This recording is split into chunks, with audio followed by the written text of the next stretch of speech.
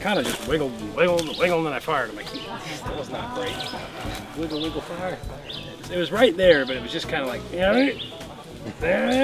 The fifth stop on the 2022 ASA Delta McKenzie Tour brought everyone to the home of Superman in Metropolis, Illinois for the Mathews Pro-Am. Metropolis has a different feel compared to other stops on the ASA Tour. Maybe it's because archers have been coming here for more than 2 decades, and so it seems like a sort of homecoming when we all gather at the southernmost tip of Illinois. Or maybe it's because it has some quintessential landmarks that scream Metropolis. The Superman-themed town square, yesterday's home cooking, Fat Ed's, Harrah's Casino, you know the places. Whatever it is, you don't feel like a tourist competing on the ASA ranges at Mermitt Lake Conservation Area. It kind of seems like you're at your local club range. Nice. The competition kicked off under a hot sunny sky Thursday afternoon on the levee for the Zebra Bowstrings team shoot. Just about 500 archers signed up for this special competition that puts pros and amateurs on teams together, cementing its place as a must-do part of every ASA. Hey, I want you to sign my riser, man. Will you do that? I can do that. Hell yeah. Chris? Thank you, sir. Not a problem. Thank you, guys. This one had a little extra special sauce, as title sponsor Mathews offered up 2 of its most decorated pros, Christopher Perkins and Levi Morgan, to shoot with every team that cycled through the Howling Wolf targets on 2 different ranges. I think you got it. That's a 12. Every team on range Y shot with Levi, and every team on range Z shot with Perkins. Little high. It was truly a unique opportunity for amateurs to shoot with 2 of the best in the game, That's up or down? Down. It might have a shot at it. and many took the opportunity to get some selfies, some shooting advice, and some laughs with these archery superstars.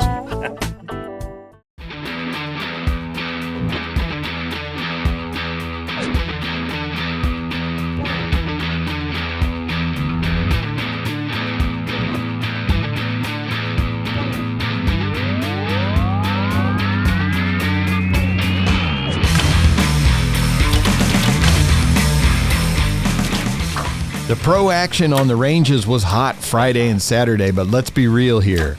The story of the weekend was the pro pressure point shootdown Saturday evening. This was a competition for the ages. Archers in all 4 pro classes gave fans on site and at home a show unlike any other in recent memory. The skill on display was unreal. Good shot, Jacob. Thank you. Just by looking at the scores coming into the shootdowns, you could tell the stage was set for drama. He pushed me. Let's go. When the scores are tight, the archers have to get aggressive.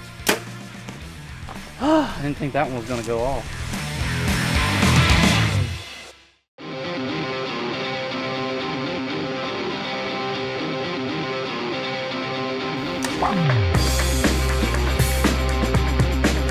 And your number 1 qualifier from Dublin, Georgia, Kaylee Johnson. In women's pro, Kaylee Johnson came in with a lead on a solid score of 12 up. Kaylee did what Kaylee does when she has a lead, shooting what she needed to stay out in front. Good, strong shot. Take no unnecessary risks, hold off the competition. That's a 12. Wait, that's in the 14. Whoa, no doubt. smoked it.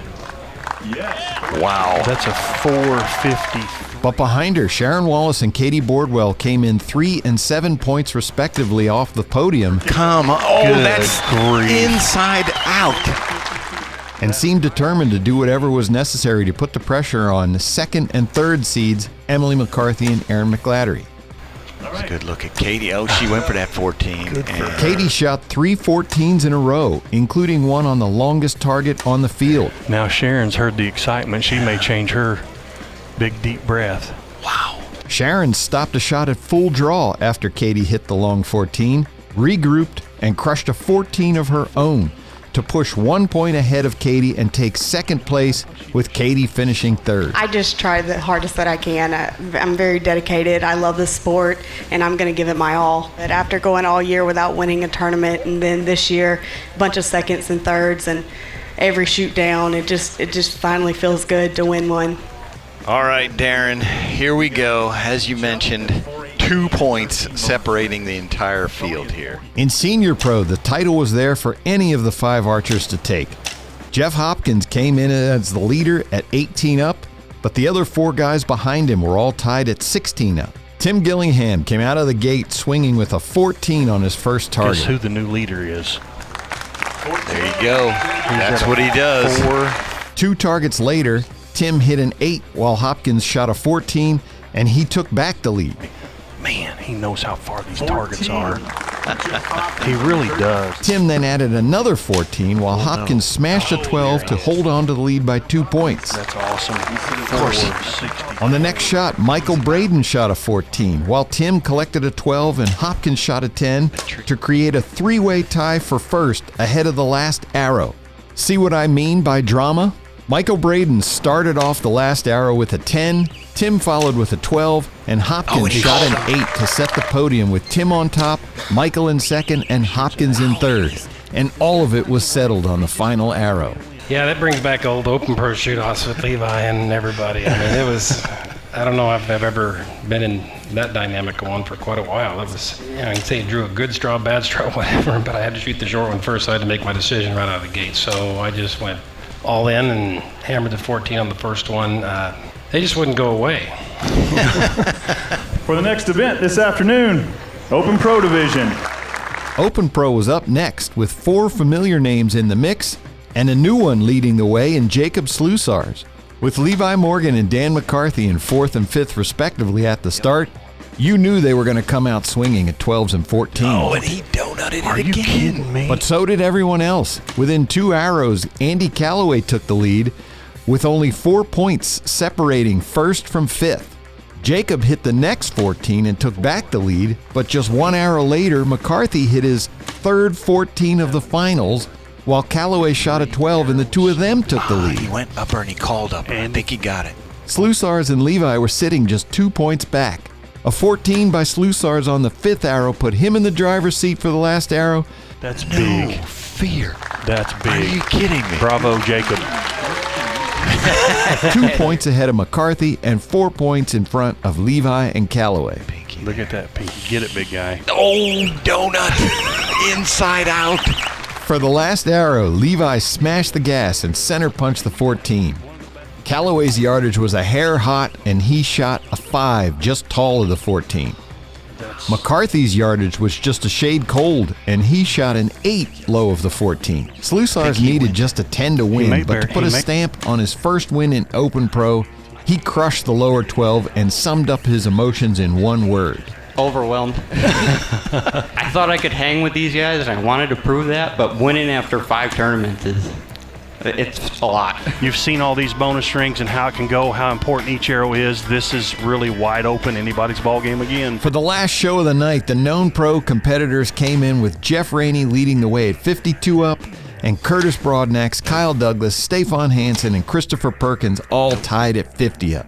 Perkins, I'm sure went for the 14 on that odd dat, and I believe he smashed it. Oh, yeah. Again, this meant it was anybody's game to win.